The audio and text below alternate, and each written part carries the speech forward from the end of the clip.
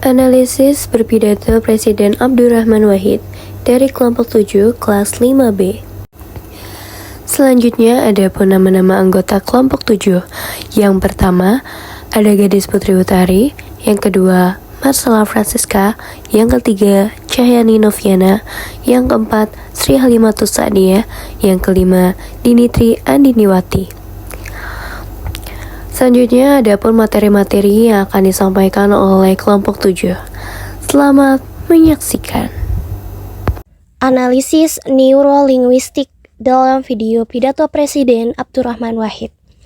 Percakapan Gus Dur atau Abdurrahman Wahid dalam wawancara di televisi dalam acara tersebut membahas isu terkait Gus Dur setelah dilengsarkan, menunjukkan cara komunikasi yang unik karena memadukan humor, ketenangan, dan ketegasan. Pilihan katanya sangat personal. Beliau sering menegaskan peran dirinya melalui pengulangan kata saya. Dalam neurolinguistik, penggunaan diksi seperti ini memperkuat posisi pembicara di hadapan pendengar dan membuat pesan lebih mudah diingat karena otak memprosesnya sebagai pernyataan identitas, bukan sekedar informasi biasa. Gaya bahasa yang lugas juga terlihat dari kritik keras seperti ungkapan bangsa ini penakut. Kalimat tersebut disertai nada yang naik dan gerakan tangan menunjuk ke bawah, sehingga memicu reaksi emosional yang lebih kuat. Kombinasi intonasi dan gestur semacam ini mengaktifkan pusat emosi di otak pendengar dan membuat pesan terasa lebih menekan dan otoritatif. Penggunaan metafora, misalnya perumpamaan tentang korupsi yang diibaratkan tikus di lumbung, membantu pendengar membayangkan situasi yang ia jelaskan. Secara neurolinguistik, metafora bekerja dengan menggabungkan pemrosesan verbal dan visual, sehingga makna menjadi lebih mudah ditangkap dan disimpan dalam memori.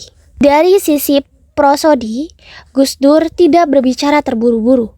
Temponya cenderung lambat hingga sedang, tetapi ia menyesuaikan nada sesuai konteks. Tinggi ketika menyoroti ketidakadilan dan lebih rendah saat masuk pada bagian reflektif. Perubahan intonasi seperti ini membuat pendengar ikut masuk dalam alur emosional pidato yang disampaikannya, sekaligus membantu otak memetakan bagaimana yang penting. Ekspresi wajahnya yang datar dan mata yang tampak meram bukan berarti tanpa emosi. Kekurangan ekspresi tersebut ia imbangi dengan gerakan tangan yang jelas, khususnya ketika menekankan kritik. Gestur ini membantu memperjelas maksud dan memperkuat fokus pendengar terhadap pesan inti yang ingin dia sampaikan. Secara keseluruhan, perpaduan diksi personal, metafora konkret, perubahan nada, tempo bicara yang stabil, serta gestur tangan yang tegas membentuk pola komunikasi yang efektif, baik secara emosional maupun kognitif. Melalui cara berbicara seperti inilah, Gus Dur tidak hanya mengungkapkan pendapat, tetapi juga membangun pengalaman komunikasi yang kuat, sehingga pesannya lebih mudah dipahami dan terikat oleh pendengarnya. Kecakapan berbahasa dan pengetahuan. Gus Dur adalah Presiden keempat Indonesia yang dikenal memiliki kecakapan bahasa yang luar biasa. Sejak kecil, ia tumbuh di lingkungan pesantren Tebuireng, sehingga sudah terbiasa dengan bahasa Jawa dan bahasa Arab melalui kitab-kitab klasik. Pendidikan formalnya dimulai di SD Kris dan SD Matraman, Jakarta, lalu melanjutkan ke SMEP di Yogyakarta. Setelah itu, ia menempuh pendidikan tinggi di luar negeri, yaitu di Universitas Al-Azhar Kairo dan Universitas Baghdad, serta memperluas wawasan di Belanda, Jerman, dan Prancis. Dari pendidikan pesantren hingga kuliah luar negeri, Gus Dur menguasai banyak bahasa seperti Indonesia, Jawa, Arab, Inggris, Belanda, dan Prancis. Dalam psikolinguistik, penguasaan banyak bahasa membuat seseorang lebih fleksibel dalam berpikir dan berkomunikasi. Dan hal ini sangat terlihat pada diri Gus Dur. Ia mampu menyesuaikan gaya bahasa sesuai lawan bicara, dari bahasa Arab formal saat membahas agama, bahasa Indonesia resmi ketika berpidato, hingga bahasa Jawa dan humor ketika berbicara dengan masyarakat. Kemampuan ini menunjukkan kecakapan pragmatik yang tinggi, yaitu kemampuan memilih bahasa yang tepat dalam situasi tertentu. Humor yang sering ia gunakan juga menjadi strategi komunikasi untuk menyampaikan kritik dengan cara yang halus. Selain kemampuan bahasa, wawasan Gus Dur sangat luas karena kegemarannya membaca literatur berbahasa Arab, Inggris, dan Eropa lainnya.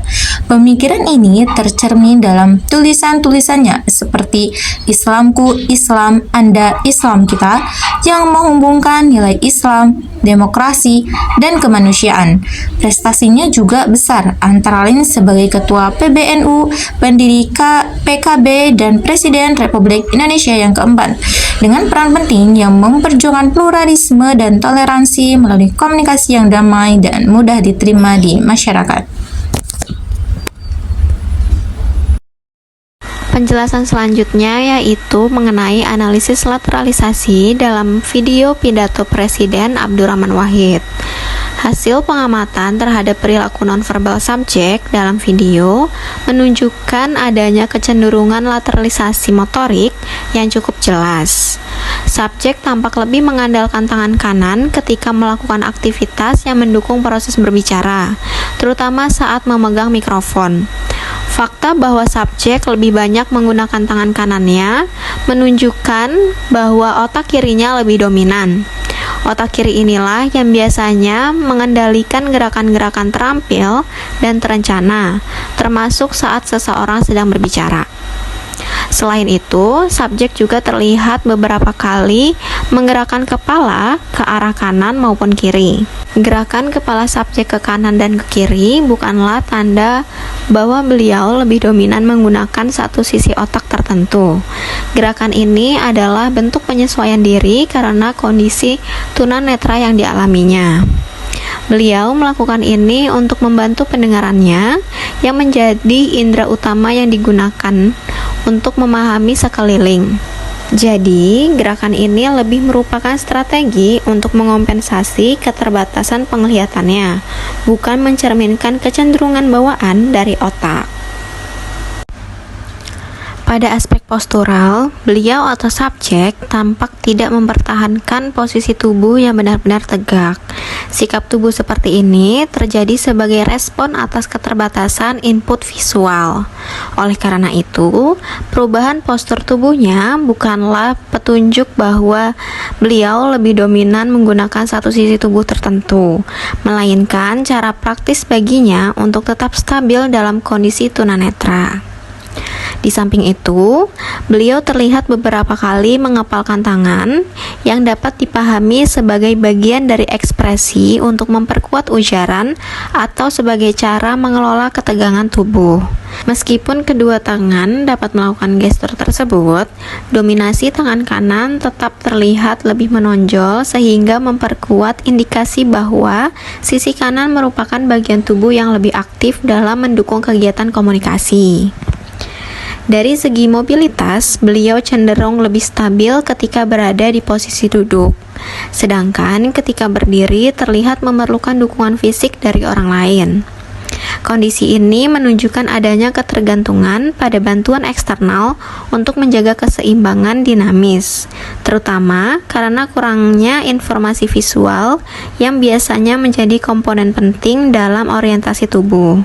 Situasi ini tidak terkait dengan dominasi lateral tertentu, tetapi menggambarkan pola kontrol postur yang terpusat pada kemampuan sensorik non-visual.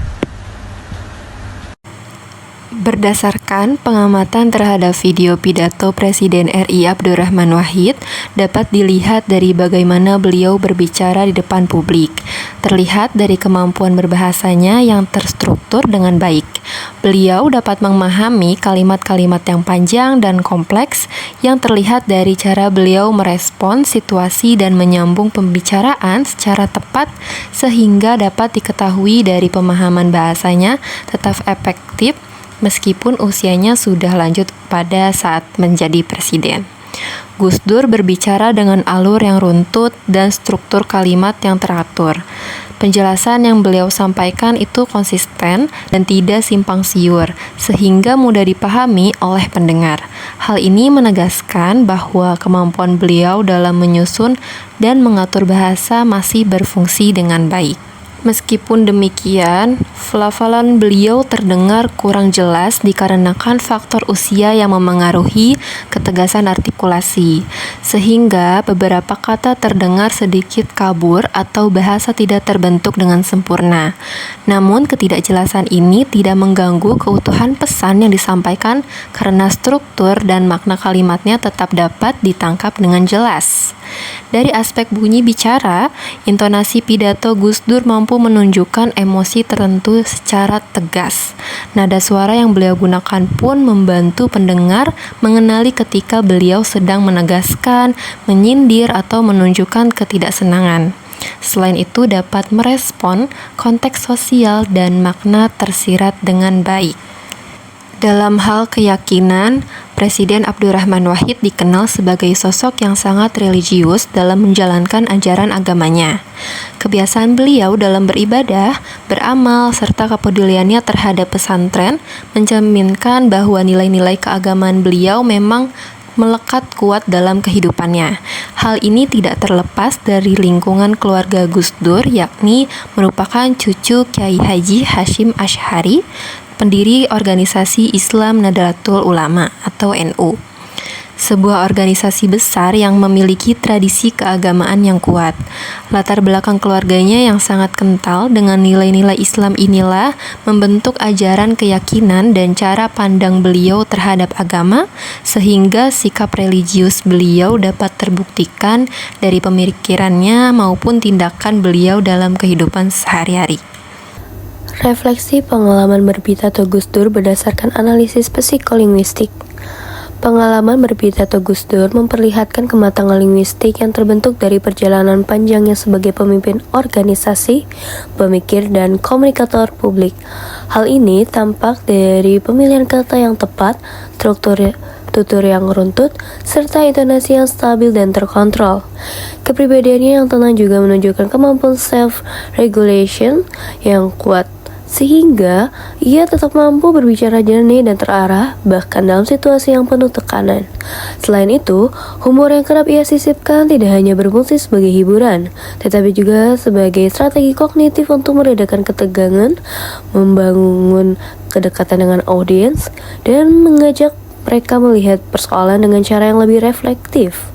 Keseluruhan pengalamannya yang luas, baik dalam kehidupan sosial, politik, maupun budaya, membentuk gaya berbahasanya yang khas, lugas, inklusif, sederhana, namun tetap syarat makna.